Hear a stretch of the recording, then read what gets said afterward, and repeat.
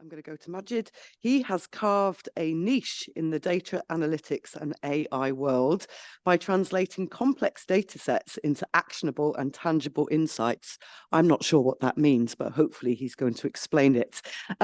He's the Director of Evidence and Insight at Catch-22, and he's at the forefront of innovation dedicated to bringing cutting-edge analytics to frontline services. Again, please tell us what that means. He's going to be talking about some practical use cases, so practical examples of what they've been doing at Catch-22. And importantly, this has been very much at the front line of what they're doing in terms of their services and helping people. And he's going to talk quite honestly about what's worked well and what has worked less well. He's also going to tell us about his side hustle, and I use those words because he did, an easy-to-use charity-specific AI and machine learning platform called Course Companion AI. So over to you. Thank you so much, Carol. Can I just get a thumbs up if you can see the screen okay, if you can hear me okay? Amazing. Yes, Thank you so can. much, Stephen. Appreciate it. Thank you. So listen, there are millions of data points that you and I and all of our organizations generate every single day, every single hour. I'm going to show you real use of these data points. I'm going to leave you, with some sort of good and bad use cases, a couple of stories. I'm going to leave you with a platform that Carol mentioned where you can get insights out of your own data. I'm Magid, and as Carol said, I'm the Director of Data at Catch-22. I have over 10 years experience in the sector. I'm a trustee for a small refugee charity. I'm a co-founder of Course Companion AI, and I'm also father to two incredibly energetic children. Listen, over the next 15 minutes or so, I'm going to demonstrate these use cases. We can take one or two questions at the end, but if you have any other questions that we don't get to, I'll point you towards the Q&A later on in the conference. Cool. Give you a bit more idea of where I've been and to give you a kind of size of the use cases I've got. I've been at the NSPCC, the Children's Society, and Comic Relief. Multiple use cases, some good, some bad, of machine learning models and of AI.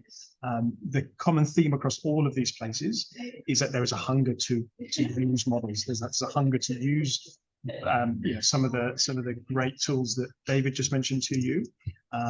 But there is misdirection. So people are keen, they're energetic, they're hungry to kind of see what's out there, but they're not quite sure how, and they're not quite sure where the pitfalls are. And hopefully I'll explain some of those in the presentation. And by the way, I'm using Canva for the slides, which is absolutely brilliant. So if you want an alternative to Google Slides or to PowerPoint, that's where you should go. Cool. So I'm going to give you a kind of quick rundown of how machine learning works and what it is. Forgive me if it's kind of a whistle-stop tour, but like I said, happy to take questions at the end. So machine learning is a subset of AI. So artificial intelligence is the kind of umbrella term. Machine learning is about the algorithms that you feed to a system, and the data that you feed it for it to then learn patterns and trends, and for it to then make recommendations. So any predictive model is based on a machine learning system. Basically, how it works is kind of 4 simple steps. Number 1 is data in. Feed data into a kind of written algorithm.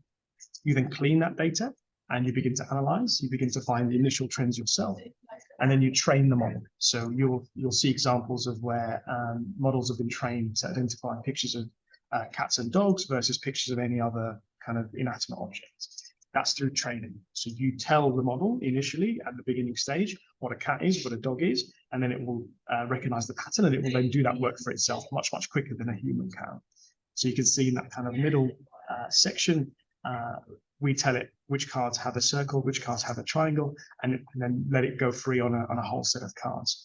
And then it begins to make predictions, and it says to you, okay, given what you have told me, I think to a high level of accuracy, this is what's in the other cards. Generally the kind of rule we work to within Catch-22 and all the places I've been is that we never deploy a machine learning model into a live environment if it has below a 90% accuracy rate. So we have to be confident that 9 times out of 10, what it predicts is right. The way we check that is we have a training set of data where we know what's happened, and we have a test set of data where we don't know what's happened. So we test the model up until it gets to an accuracy rate of 90%. Then we think about using it in a live environment.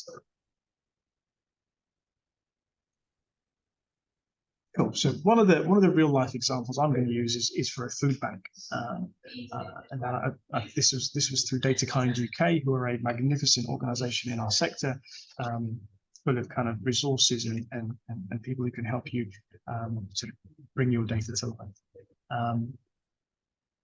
So this was a way of using a machine learning model to identify people who are using a food bank who might need extra support. So this particular food bank had, unfortunately, kind of an incredible amount of use, but not everyone needed extra support. So not everyone needed housing advice or benefits advice. Some people just needed to use the food bank for a temporary period of time. And they wanted to know how they can best point their kind of one-to-one intervention, their one-to-one support to those who needed it the most. So the kind of typical journey into this food bank was you would get referred in by phone, a volunteer would do some data entry, and while your food parcel is being prepared for you, you as the client who's been referred by default would go meet a support worker one-to-one. And that support worker would get to know more about you, more about your situation. They'd offer you kind of more in-depth support, and they'd refer you to other services that they think you might benefit from. After that one-to-one interaction, you would then go ahead and pick up your food parcel, and kind of away you go. And you can see quite quickly that's an intensive thing. That's a time-intensive thing. And so if you're in a situation where you have a limited amount of staff time, but an increasing amount of demand, you need to better allocate that staff resource to those who need it the most. So the way they use the machine learning model here was that on the point of referral, and you had the data into a system, they did what I just mentioned before a couple of slides ago about training a model. This is vital because they would sort of point the model towards those who would typically need more support, and then the model would begin to recognize that. They would train the model on that. They would give each client a kind of dependency score, which I know sounds a bit crass, but it's a way of reaching more accurate predictions. So as your food parcel is being prepared, in the background, a model is giving you a score about how likely you will need support. And so to the support worker, you would only be referred if you scored really, really high. Now, obviously, there's a kind of human intervention thing here, where there is also a kind of support worker making sure that the model's predictions are kind of smell right, they're fit for purpose, they're not just completely off a whim. They are that kind of 90% accuracy.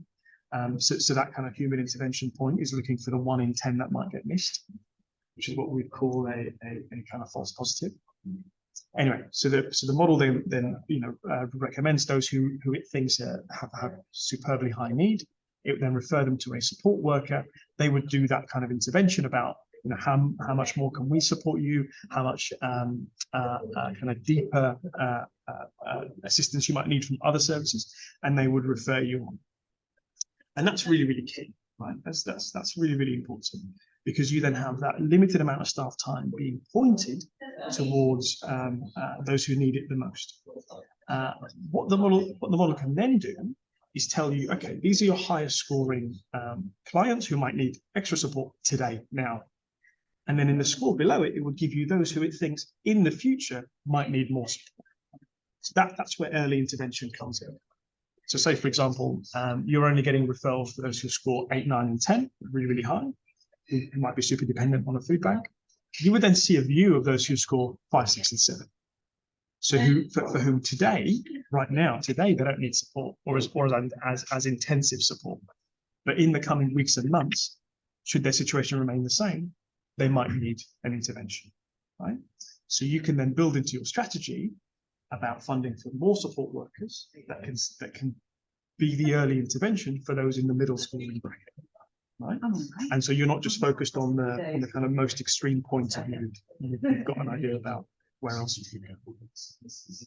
That was a really tangible and really clear and very kind of implementable example of the machine learning model. Now, we at Catch 22 tried to do this with some of our young people and family services, where we work with children who have perhaps gone missing from home or have been criminally exploited and are involved in county lines. Now, this was the kind of bad use case, right, where we never deployed this machine learning model kind of live in the field, because we learned that the quality of data we collected and the variables that were included in that data just weren't strong enough to make a strong prediction. So back to my earlier point about accuracy, that model we built never got to 80% accuracy, let alone 90. Right. So it was predicting the children who we should intervene with. 7 times out of 10 it was getting it right. 3 times out of 10 it was getting it wrong. So we were seeing too much of an error rate in that. And we realized really quickly that actually the quality of the data we were inputting just wasn't very good. And we were trying to do it with a service that we had began delivering too early. So we're doing it within year 1 of the service. Really what we should be doing is waiting until year 2, year 3, year 4 of the service, so our practitioners understand our clients even more, and we have more robust data, more volume of data, more accurate data. That was a really big learning for us. And listen, let's kind of call it outright. None of us will have perfect data. That's not a reason not to use a machine learning model, but it's an important consideration. So I think we learned that lesson pretty quickly. Cool. So I'm about 10 minutes in sort of the final 3 or 4 minutes. I'm going to tell you a bit more about Course Companion. So Course Companion is something that myself and a really dear friend of mine, Jamie, had built together.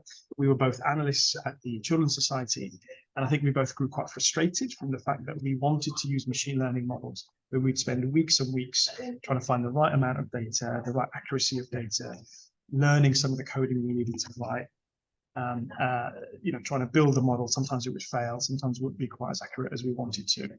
And we learned quite quickly that, listen, we're taking a long time to fail. And what we want to do is we want to fail quickly so we can learn the lessons and then move a lot quicker. And we thought, listen, this is probably something that a lot of other organizations are having. So instead of us kind of sharing our learning through kind of these conferences or one-to-ones, which is kind of quite time intensive, why don't we build a platform that has 8, maybe 10 of the most frequently used data models across our industry, so across services and across fundraising, and then people can throw their data in, and they can get insights pretty quickly. And if they then want to build their own models, then we can teach them to do that, absolutely. But for the time being, for people to get a really quick start, let's give them a platform to be able to do that. And that's where Course Companion came. So what we've done here is and I think all of you at today's conference have been given access to Charity GPT.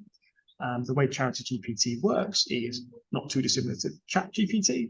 The kind of minor exception we have put in this kind of early point is Charity GPT, the model we have built, will take information from your website or from the website that you give it in the platform. It will scrape that information. It will build the information that it takes from that website into its recommendation. Then you put in a prompt, like, for example, writing a fundraising letter, and it will use that information from the website to build out the letter. And really what we wanted to show here is your kind of publicly open ChatGPT has very low amounts of context, very low amounts of references. And actually what we wanted was to make a charity specific version. And so what we would then do, if you wanted to build out like a really intuitive Charity GPT model for your particular organization, you have to do a certain amount of prompt engineering. So you would say to the model, hey, our organization works with this type of clients. This is the typical demographic of a donor to our charity. And then the model would recommend better outputs. That's one of the things you have access to today. The rest of the models on the platform are, all geared around the typical things that a fundraising organization would want to do. So donor-based health check and a few others. The main point here is throw your data in, fully GDPR compliant, and then you get a level of insight back, which you can then use in your day-to-day. If it's not perfect, great, It's taken a couple of minutes to learn that, and then you can move on pretty quickly, as opposed to what we had, which was, it would take us several weeks to fail, and then to try and fix.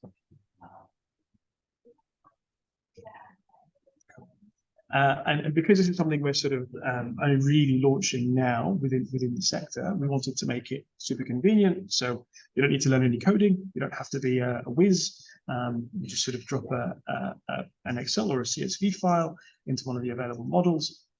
It's completely safe, so we don't ask for any first names, any postal department information, full postcodes, or first line of the address, any of that kind of stuff. And it's kind of completely free for the moment for you guys to use. Cool. That was a really quick whistle-stop tour. I've got a couple more stories about good and bad uses of machine learning models. But to echo David's point,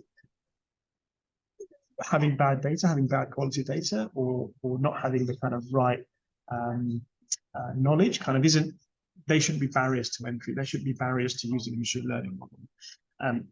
The concept of AI, the development of AI is going nowhere. And I think we are all kind of hoping within our sector that both small, medium, and the large charities make real big headway in utilizing AI, be that machine learning models or the large language models like ChatGPT and Google's Bard in some of our daily work. We know we need to do that with a level of caution, and we know we need to do that with a kind of solid attitude towards ethical use, but still kind of burying our head in the sand isn't really an option. We need to use these things in a safe, ethical, and efficient way. I'll stop there. I'll stop sharing the screen so you can see me, and then we will move on to some just a couple of questions before my time is up.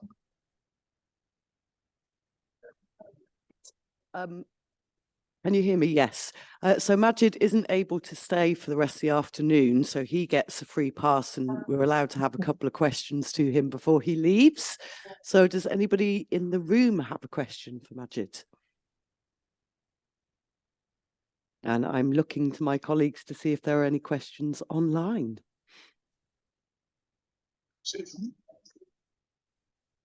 No? Did you hear that? Everyone's wowed by your presentation, Magid.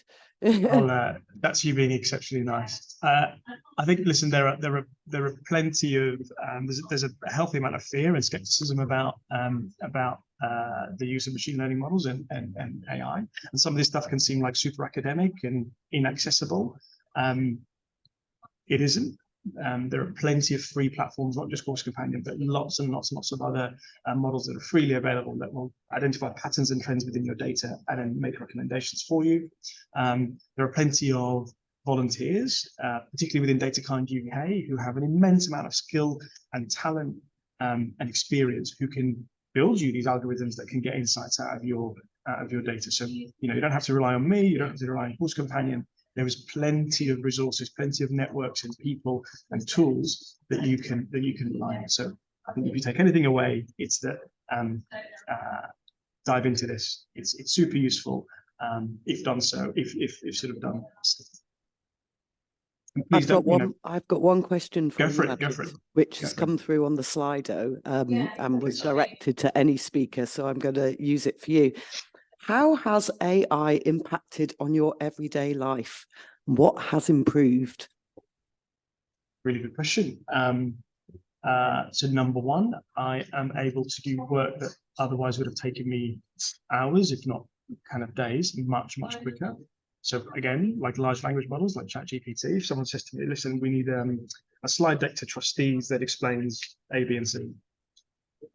That's pretty cool. Like, I'm much better at editing something than I am at like starting from a blank page. I'm not a particularly creative person. So I'll go into Google's Bard or our own charity GPT model, and I'll say, listen, here's the audience I'm speaking to. Here's what I need to speak about. Can you give me a sequence of like a narrative of slides, maximum 10 slides? It'll give me that narrative.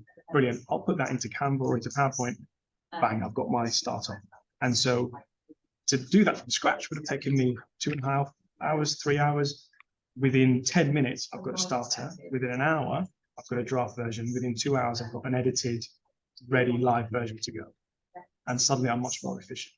That's been one of the ways. In my sort of personal life, I'm a much better cook than my own wife. So we're trying to get her up to the point where she's like much better. So literally, like we pay for GPT-4, which is like I think it's like $20 a month or something. Take a picture of your fridge, bang, like it will say like you've got these things in there. You can make this recipe. It takes 10 minutes. Great. Okay, so we'll all do that as a family together.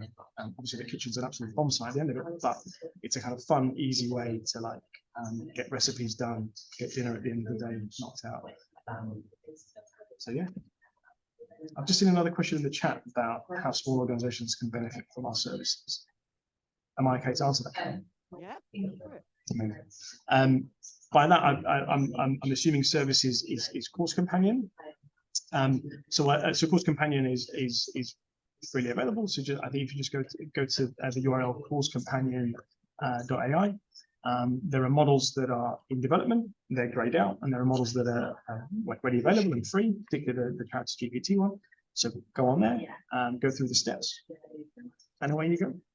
Totally free, by the way. You have to pay, you have to subscribe, no credit card. Well, Will, one last question. Go for it, Will.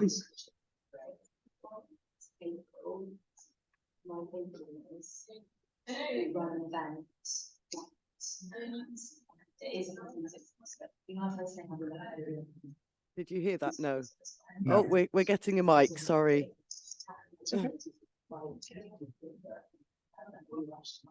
Hi, so following up from some of the points of previous speakers, I was curious to know what data you use to train Course Companion and what happens to the data that charities input into it and who owns the data, that sort of thing. Superb question. So we don't own any of the data that you put into the model. You own it. We don't keep it. We have a 40-hour deletion policy. So any data that you enter in today, today 3 p.m. So by Saturday 3 p.m. that's deleted from our AWS instance. So we use Amazon Web Services. We use a London data center. So everything stays within the UK. We don't ask for any personally identifiable information. So even if we were to be hacked, there's no information that they would be able to identify an individual from. That's the second thing. The third thing is that we use dummy data from systems that we have had before to train the models. So we have used data that we know is really specific to the charity sector, not just from the organizations we've worked at, but from organizations we've worked with on a consultancy basis. So it's all very, very charity specific. And really the kind of refinement of these models comes from how they're built rather than the training, rather than the data they're given. So it depends on how you use the certain algorithms that you would code. And that has all come from myself and Jamie, and we've had both combined like 20+ years of charity experience. Jamie's worked in the private sector for 2 of his roles, but everything's been charity specific. Yeah, so no personally identifiable information. Everything's on AWS, which is super secure and based in the UK, and built specifically with kind of charity data. Right. I think for the sake of keeping to time, we're going to end it there, Magid. But thank you ever so much. Big round of applause from the room for you.